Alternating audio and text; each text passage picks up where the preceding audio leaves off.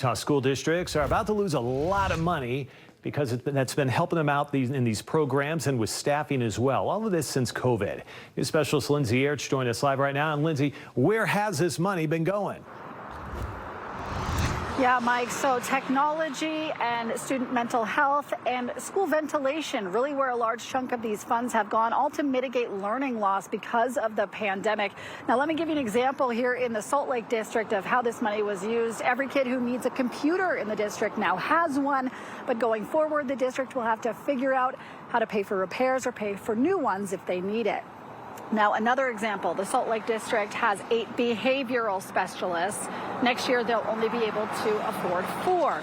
Now, these teachers won't get laid off. They'll just have to go back into a teaching pool, which they were expecting given their one-year contracts. But it's an example of what the district now has to decide what to prioritize. This money has also made it directly into kids' classrooms through a program called Donors Choose. This allows teachers to request a donation for supplies or materials, something that'll directly help a project they're working on with a student.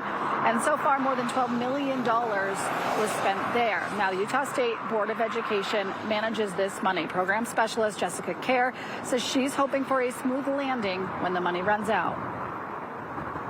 I do worry just kind of about how can we make sure we're supporting our educators and students going forward, because it is, these LEAs have said this is life-changing money and the impacts of it, but they do recognize it was for a specific purpose and that it is coming to an end.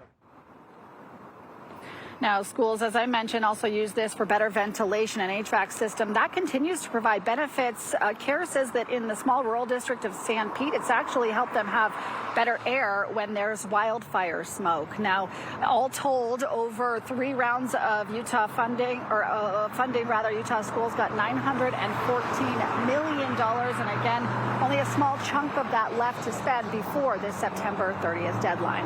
Reporting live in Salt Lake City for Live at 5, I'm Lindsay Aerts. Back to you. All right, Lindsay, thanks for breaking that down.